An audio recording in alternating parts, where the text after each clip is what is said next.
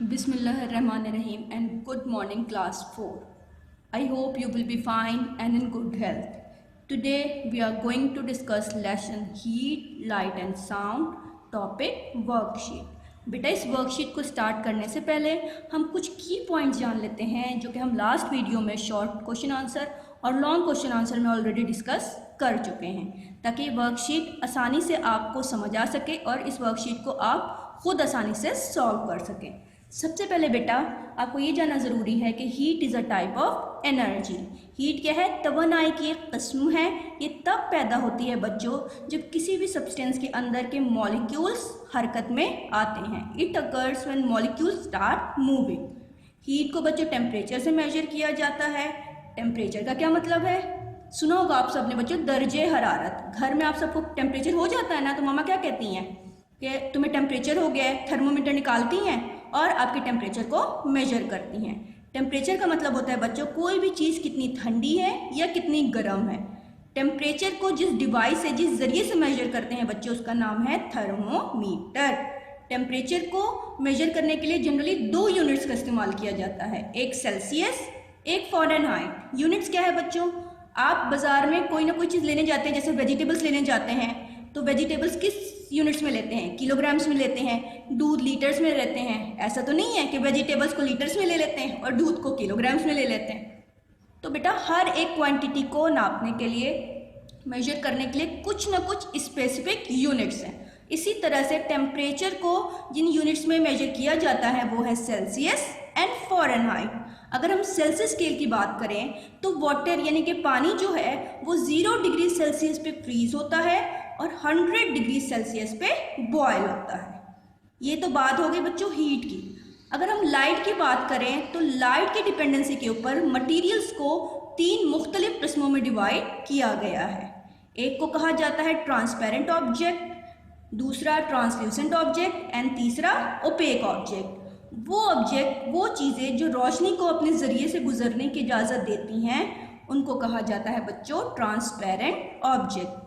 वो चीज़ें जो रोशनी के कुछ हिस्से को अपने ज़रिए से गुजरने की इजाज़त देती हैं, that is called translucent object. और वो मटेरियल जो रोशनी को पूरी तरह से रोक देते हैं, अपने ज़रिए से पास होने की इजाज़त नहीं देते, they are called opaque objects.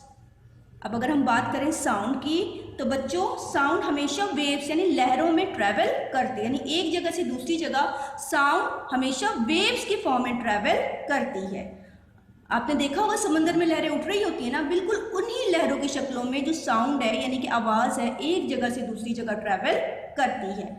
Waves यानी लहर, साउंड वेव के ऊपर वाले हिस्से को बच्चों क्रेस्ट कहा जाता है और नीचे वाले हिस्से को बच्चों ट्रफ कहा जाता है। 1 सेकेंड में बच्चों जितनी वेव्स पैदा होती है यानी जितनी आवाज़ पैदा होती है उसको हम कहते हैं फ्रीक्वेंसी। और फ्रीक्वेंसी को जिस यूनिट में मेजर किया जाता है बच्चों उसको कहा जाता है हर्ट्ज।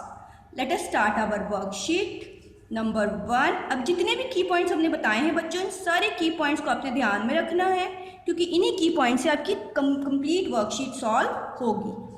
अब है number 1, encircle the correct option.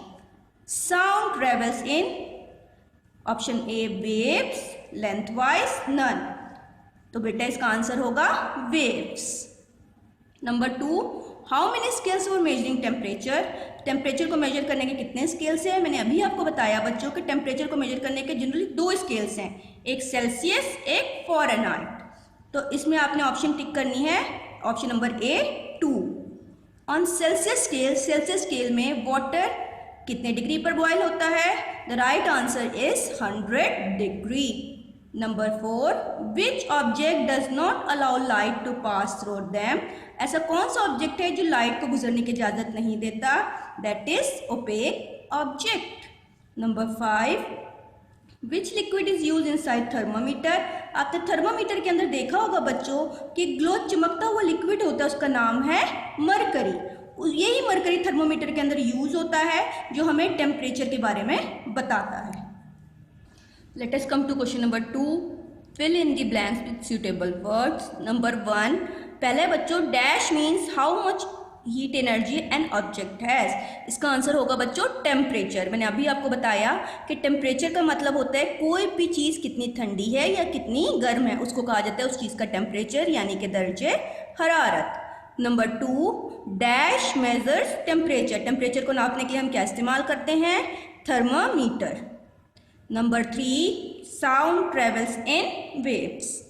Number 4, human body is an example of opaque object. यानी ह्यूमन बॉडी जो है बेटा एक ऐसा ओपेक ऑब्जेक्ट है जो लाइट को अपने जरिए से गुजरने की इजाज़त नहीं देता, इसीलिए ह्यूमन बॉडी की शैडो फॉर्म होती है।